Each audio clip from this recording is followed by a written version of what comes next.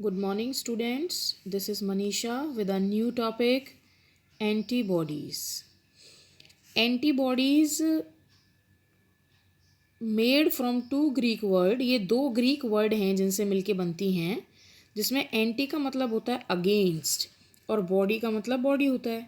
तो ये हैं क्या एंटीबॉडीज़? एंटीबॉडीज़ प्रोटीन से बने हुए वो स्ट्रक्चर्स होते हैं जो हमारी बॉडी के अगेंस्ट अगर कोई भी सेल या पैथोजन बॉडी में एंटर करता है या जो हमारी बॉडी का खुद का नहीं है उसके लिए बनती हैं। एंटीबॉडीज़ को इम्यूनोग्लोबुलिन्स भी बोला जाता है। They are produced in the body in response to antigen. Antibodies वो प्रोटीनेशियस स्ट्रक्चर्स होती हैं जो बॉडी में इसलिए प्रोड्यूस की जाती हैं कि कोई एंटीजन बॉडी में एंटर करके हमें डिजीज़ ना कर दे। मतलब कोई भी ऐसी प्रोटीन से बनने वाली स्ट्रक्चर एंटीबॉडी होगी जो एंटीजन के लिए रेस्पॉन्स कर रही है।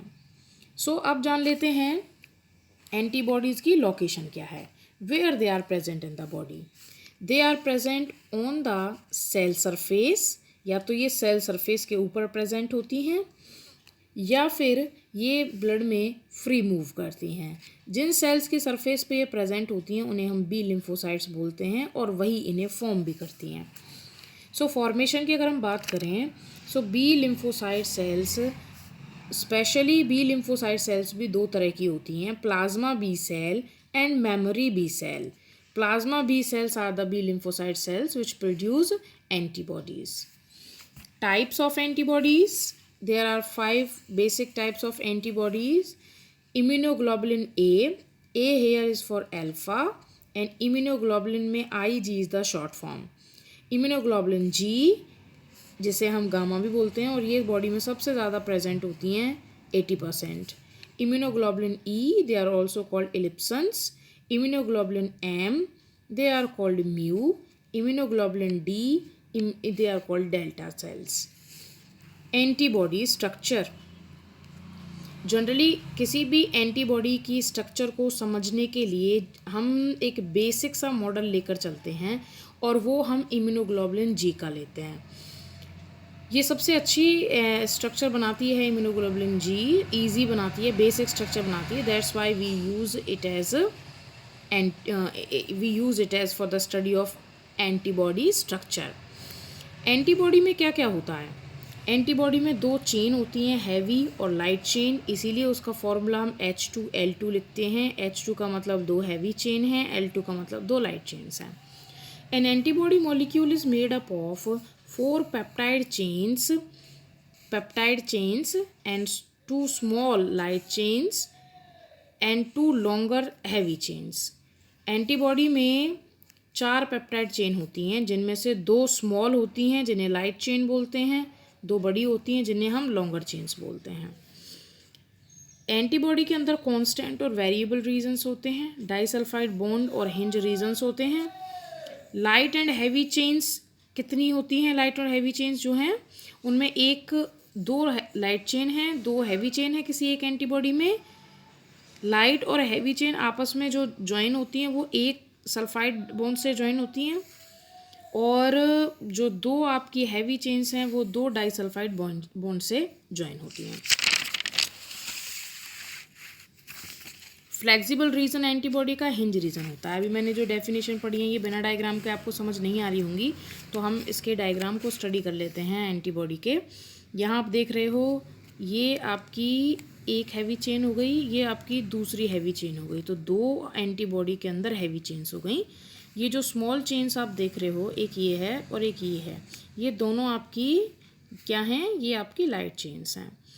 सो आप देखो हैवी चेन्स आपस में 2 सल्फाइड बॉन्ड से जुड़ी हुई हैं और हैवी और लाइट चेन आपस में एक सल्फाइड बॉन्ड से जुड़ी हुई है।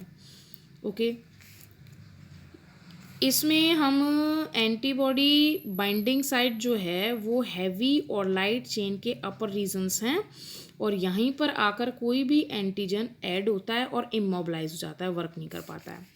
ये कांस्टेंट रीजन है किसी भी लाइट चेन के, ये लाइट चेन का कांस्टेंट रीजन है और ये नीचे वाला ही हैवी चेन का कांस्टेंट रीजन है।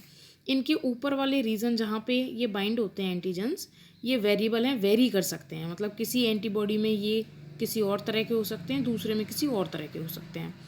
ओके, तो ये ऊपर वाले वेरिएबल रीजन्स हैं और ये नीचे वाले आपके जो हैं ये कांस्टेंट रीजन्स हैं।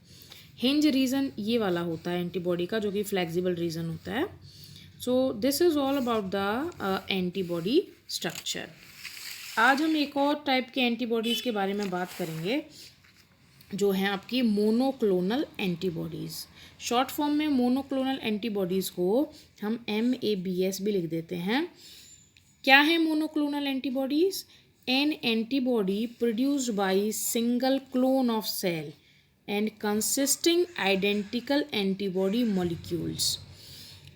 एक एंटीबॉडी जो प्रोड्यूस होती है एक ही तरह की सेल से, क्लोन्स आप जानते हो क्लोन्स सेम होते हैं, एक ही तरह की सेल से जो बनती हैं उन्हें, और जिनके अंदर जो एंटीबॉडी बनता है वो भी सेम होता है, वो हमारी मोनोक्लोनल एंटीबॉडीज़ होती हैं। इसको आगे पढ़ने से पहले मैं आपको एक छोटी सी स्टोरी बताती हूँ, इसके बारे में थोड़ा सा और डीप में समझ लेते हैं। नॉर्मली क्या है बेटा, हम एंटीबॉडीज़ आजकल बॉडी के बाहर भी प्रिपेयर करना हमने स्टार्ट कर दिया है। मोनोक्लोनल एंटीबॉडीज़ भी हमारी रेडीमेड एंटीबॉडीज़ की कैटेगरी में ही आती हैं। अब बात ये आती है कि भाई हमें रेडीमेड एंटीबॉडीज़ की ज़रूरत क्यों पड़ी है। देखो, कई बार ऐसा होता है कि जब हमारी बॉडी में कोई पैथोजन एंटर करता है तो इम्यून सिस्टम को उसके लिए रिस्पॉन्स करना होता है, वो उसके लिए रिस्पॉन्स करके एंटीबॉडीज़ बनाता है। लेकिन इन एंटीबॉडीज़ को बनाने में बहुत सारा टाइम कंज्यूम हो जाता है, तब तक हम डिजीज़ हो चुके होते हैं।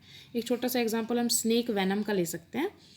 स्नेक वेनम जब भी किसी एनिमल को बाइट करता है, जब उसकी बॉडी में जाता है, तो बॉडी उसको रिकॉग्नाइज़ करके, इम्यून सिस्टम उसके लिए रिकॉग्नाइज़ करता है उसको। कोई भी पैथोजन जब बॉडी में एंटर करता है या कोई भी टॉक्सिन बॉडी में जब एंटर करता है तो वो इम्यून सिस्टम को ट्रिगर करता है। इम्यून सिस्टम उसके लिए फिर अगेंस्ट में एंटीबॉडीज़ प्रिपेयर करता है। मान लो हमें किसी स्नेक ने बाइट किया और उसके लिए हमारी बॉडी ने एंटी वेनम बनाना स्टार्ट कर दिया, एंटीबॉडीज़ बनानी स्टार्ट कर दी। लेकिन जब तक वो एंटीबॉडीज़ बन के तैयार होती हैं तब तक हम डेड हो चुके होते हैं।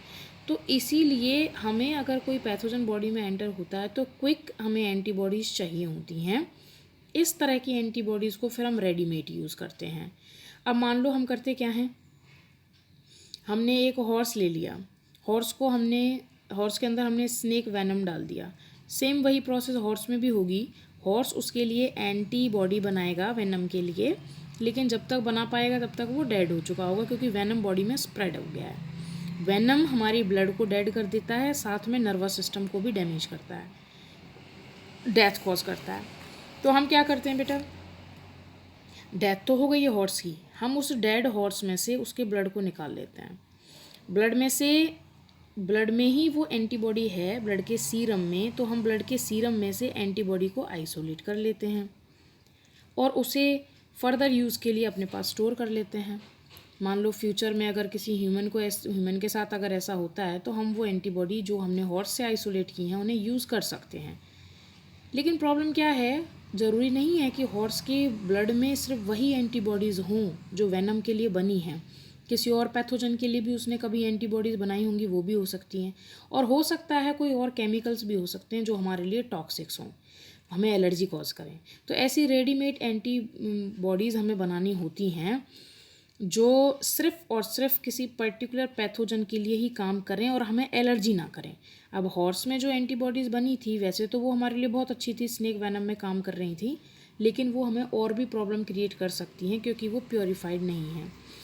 तो बिल्कुल प्योरीफाइड एंटीबॉडीज़ जो हमें ऑब्टेन करनी हैं वो मोनोक्लोनल एंटीबॉडीज़ हैं। चलिए पढ़ते हैं इसे कैसे बनाते हैं। एक छोटा सा एग्जांपल ले लेते हैं।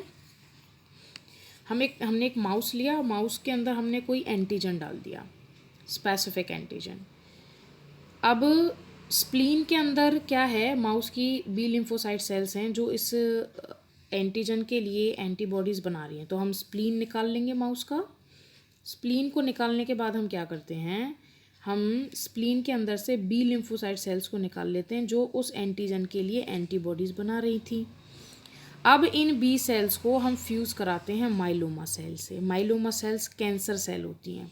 ये हमें किसी एनिमल के अंदर से, ट्यूमर में से, या जहाँ पे कैंसर हो रहा है वहाँ से निकालनी पड़ती हैं। क्यों यूज़ कर रहे हैं हम माइलोमा सेल? इसलिए यूज़ कर रहे हैं। माइलोमा सेल की दो इम्पोर्टेंट प्रॉपर्टी हैं। एक तो ये रैपिड डिवाइड करती हैं, क्योंकि आप जानते हो कैंसर अनकंट्रोल्ड ग्रोथ होता है सेल का, अनकंट्रोल्ड डिवीज़न होता है, तो हम माइलोमा सेल्स को यूज़ करते हैं, ये तेज़ी से डिवाइड करती हैं। दूसरी प्रॉपर्टी इनकी ये है कि इनको लैब के बाहर भी मल्टीप्लाई किया जा सकता है, डिवाइड किया जा सकता है। ठीक है, तो हम क्या करते हैं बेटा, हमने माउस के अंदर से बी लिम्फोसाइट सेल ली जो जिसके पास एंटीबॉडी है, जो एंटीबॉडी बनाएगी, और हमने माइलोमा सेल्स ली हैं कैंसर की सेल। इन दोनों को फ्यूज़ हम करा देते हैं। फ्यूज़ कराने के बाद जो हमारे पास सेल बन के आती है उसको हाइब्रिडोमा बोलते हैं, हाइब्रिडोमास।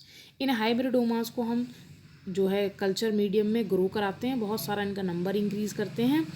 नंबर इंक्रीज़ करने के बाद ये क्या बनाती हैं, क्लोन्स बनाती हैं। ये हाइब्रिडोमा सेल हैं, ये माइटोसिस डिवीज़न से जब डिवाइड करेंगी तो ये सेम ही बनेंगी। आप तो जानते हो माइटोसिस डिवीज़न से बनने वाली सेल्स पेरेंट सेल के बिल्कुल इक्वल होती हैं, सेम होती हैं। तो सेम होने की वजह से हम इनको क्लोन कहते हैं। क्लोन सेम होने की वजह से हम इन्हें क्या कहते हैं, वी कॉल दैम क्लोन्स। ठीक है, तो ये क्लोन्स बन गए हमारे पास। मोनोक्लोन्स, मोनो मतलब एक ही सेल से, क्लोन्स का मतलब सेम, तो ये एक ही सेल से बनने वाली सेम सेल्स हैं, और इनकी प्रॉपर्टी क्या है, that they have produce particular type of antibodies. तो ये हमारी हो गई मोनोक्लोनल एंटीबॉडीज़।